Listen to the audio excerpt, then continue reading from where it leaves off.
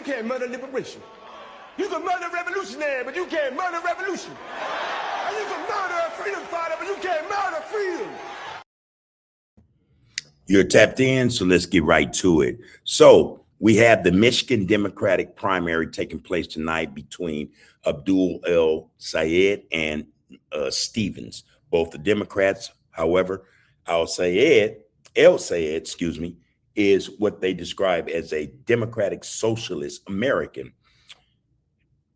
I don't know how that'll affect him, but I do know just based on his name, that could very well be a problem for him, considering the climate in the country. Okay. Now, what they stand on are two different platforms for sure. ABDUL is running on Medicare for all, getting money out of politics, which is something they all need to be pushing, and breaking what he calls the chokehold billionaires and oligarchs like Trump and Musk have on politics. He has never taken corporate PAC money. That would be the AIPAC, J Street, and others. There's so many that go in to the halls of power, and they lobby for things Israel needs. Let's put it like that. All right. Just putting it plainly. Anyway, he has never taken corporate PAC money. He's also called for abolishing ICE and campaigned with progressive influencer Hassan Piker. Now, as for Haley Stevens has built her campaign around lowering costs, protecting Social Security and Medicare, and defending the auto industry and opposing Trump's tariff policy. She frames herself as a pragmatic workhorse rather than an ideological candidate. Now, here's the thing. Who's backing these two? I think that's significant. That's relevant, right? Who's backing them? ELSAYED has the entire squad behind him. Ocasio-Cortez, Tlaib, Jana Paul, plus Bernie Sanders, and the United Auto Workers Union. That's big. That's big in and of itself, especially in Michigan. Now, notably, he's distanced himself from the Democratic Socialists of America label, even while pulling DSA-aligned support, telling reporters he believes in regulated capitalism, not socialism. All right. Now, Stevens has the establishment lined up. Chuck Schumer, retiring Senator Gary Peters, former Senator Debbie Stabenow, and former Governor Jennifer Granholm. And here's the part you flag, or here's the part we should flag. Stevens's campaign has drawn controversy over her strong ties to pro-lobby, especially the pro-lobby of Israel. All right, let's get that straight. In fact, it's just not the AIPC; it's pro-Israel lobbies all over. But with the AIPAC having spent more than $30 million backing her in this Democratic primary, $30 million. There's something behind this. They need her in office rather than ELSAYED, and there's a reason. There's always a reason, especially when a PAC comes into play, and especially the AIPAC. All right, when they come to play, there's a reason they're backing a candidate. We might not get it or know it immediately, but it will come out sooner rather than later. All right, but they're backing her with $30 million just in this primary, a Democratic primary. All right, the real election isn't until November. So you got to think, you got to wonder. They're running up against in November Mike Rogers. So is this a play to keep ELSAYED out of the race because he could possibly pull one over on Mike Rogers? If they got money to waste like that, well, hell, why are we sending them money? Israel. Okay. Anyway, it's the largest investment in a single race, She's also kept SpaceX PAC donations despite publicly criticizing Elon Musk. If she's not a hypocrite, I don't know what is. And I'm not taking sides. I'm just reading, what's in print, what's been reported. Why the hell would she do that? Listen, the fix is in, obviously. Okay. Yeah. Anyway, what they've done, and we're talking about ELSAYED as well as Haley Stevens. ELSAYED, he ran unsuccessfully for Michigan governor in 2018, then rebuilt Detroit's health department after the city's bankruptcy, and later ran Wayne County's Health, Human, and Veteran Services for 1.8 million residences, okay, securing free glasses for kids, removing lead from schools, and counseling roughly 700 million in medical debt for 300,000 Michiganders. Almost a hands down, if you ask me. Stevens has served 4 terms in Congress. I wonder what she's accomplished in 4 terms. That's since what, 2018. I wonder what she's done. After working as chief of staff on the Obama-era auto rescue task force that helped save GM and Chrysler, oh, the taxpayer paid for that dearly, didn't you? All right, in Congress, she helped pass the Butch-Lewis Act, protecting pensions for over 42,000 Michiganders, and played a central role in the CHIPS and Science Act.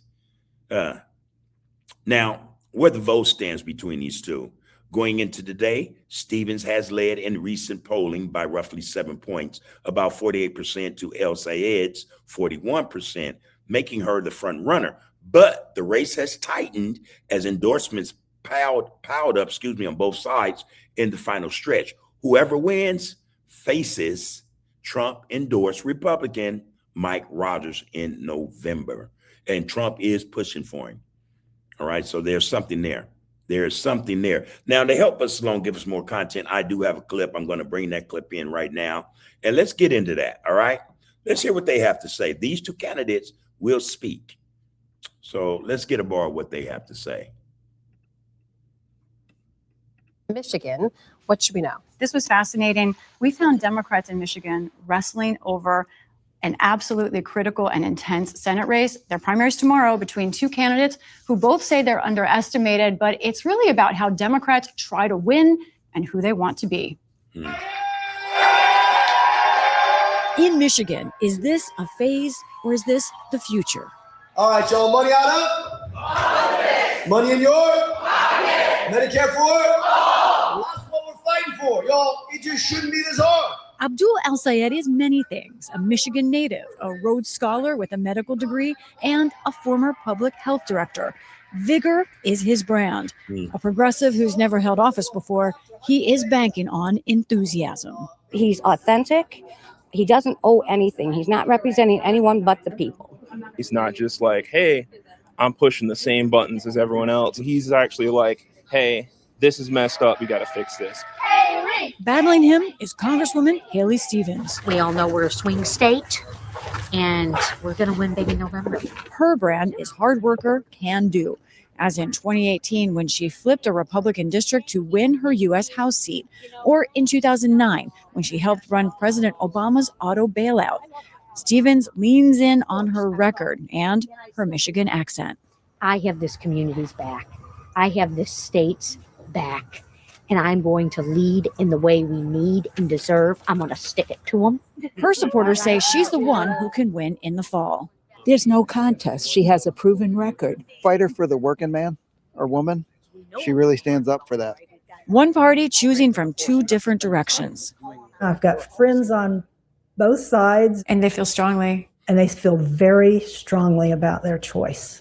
In the Detroit suburbs, Cindy Groney is highly engaged. She volunteers and campaigns with the local Democratic Party, and she's supporting Stevens. I feel strongly that she's the right choice. One is her policies, and the other is I feel she has the best chance of winning the race once the primary is over. How important is that? I think it's critical. The state is a purple state, and I think it's going to be close. Polling backs that up. A recent Michigan education poll found Stevens neck and neck with Republican Mike Rogers.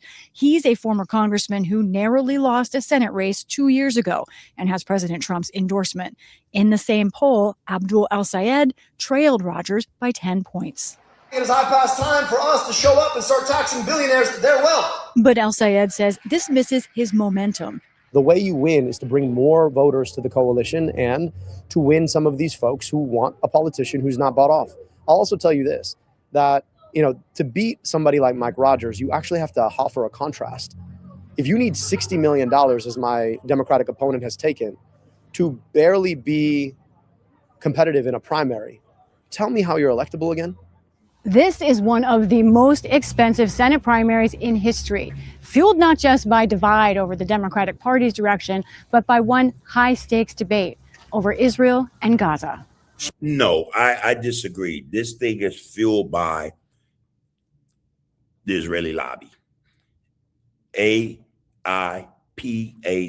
is fueling this Democratic primary, and they have fueled it with $30 million. $30 million. And it seems that Haley Stevens does not have an issue taking money from lobbyists, from corporations, or anybody who tends to pay up, sponsor, or donate to whatever it is she does. You know, now here's a guy saying, I don't want the money. I haven't taken the money. But common sense should tell all you, or you all, if it takes her 30 million just to compete with me, a first timer, you know, in this type of race, then hell, what's going to be spent in the November election should she win the primary? You know, I tend to think that it's all made up.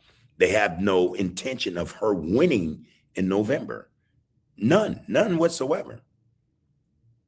The whole play is to get ELSAYED out of politics, out of this race. To have him in the Senate, the first, you know, Arab name individual in the Senate, there's no telling what kind of havoc he could bring, because that Senate seat would also give them the majority. The Democrats, they would help them kind of control the Senate. So I don't know. I tend to think that there's more at play here than meets the eye. You know, this is a transformer moment. There's more here than meets the eye. And I have to admit also, when you see certain Democrats, Black Democrats, supporting Stevens, who takes PAC money at the amount and rate that she does, something's up. These same Democrats don't have a problem with receiving this money. They do not listen to their constituents.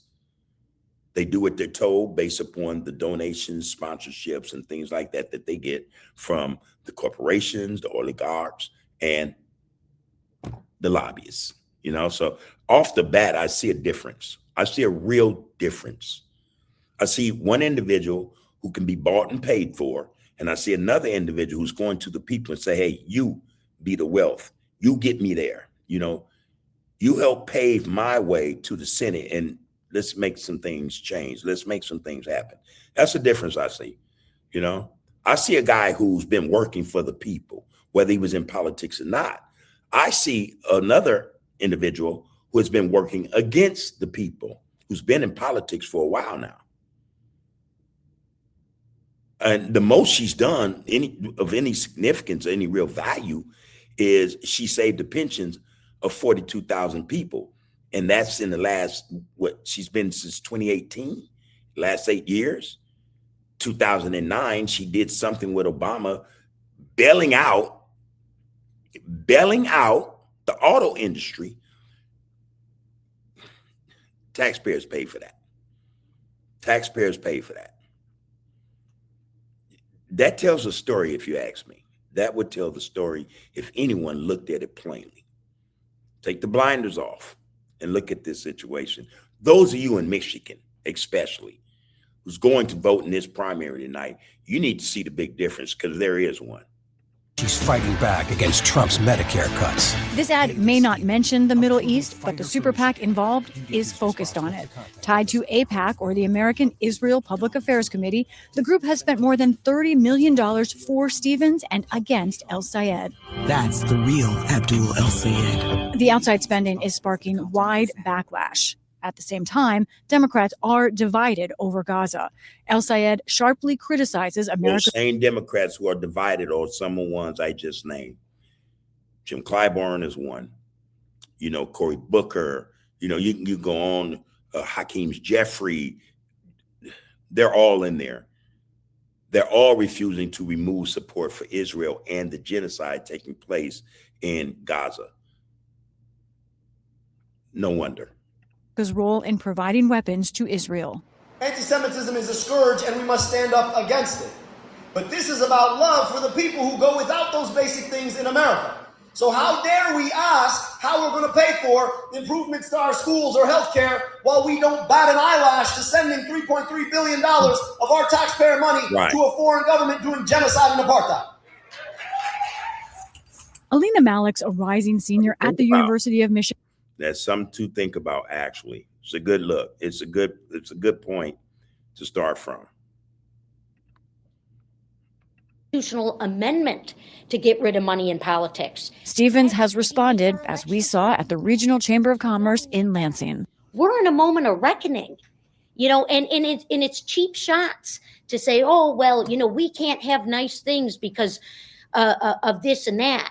You know, a super PAC, which, yes, that's garbage that we have this dark money. You said very clearly, and you've been clear. And yes, she takes it. See, she's double speaking. That's all that is, people. She's speaking out what we say in our community back in the day. She's talking out both sides of her neck. That's the type of rhetoric you gotta be mindful of. You want to and look at her. She doesn't look trustworthy, I have to say. I just have reform. You do campaign finance reform. Why not tell super PACs not to use your name? Why not openly reject the dark money and outside money that's helping you? Well, the Republicans certainly wouldn't be listening to that. So, you know, two wrongs make a right? I'd love to tell the Republican super PACs not to donate or not to do a super PAC. The question was quite clear. Why don't she tell the AIPAC and other super PACs not to use her name or campaign in her name? That was a clear question that she refused to answer. Instead, she passed the buck. She kicked the can down the street. Say, what? Ask the Republicans. Why didn't she say, well, okay, no, I'm not going to tell them to stop using my name. It's going to get me elected. Or, yeah, you know what? I won't mention that. So you have two different. So obvious. It's so obvious. There are two different candidates in this race. And it comes as no surprise that we see this support put behind certain candidates over others. When you have progressive candidates who speak, especially who speak about what's happening in the Middle East, what the regime of Israel is doing to Palestine.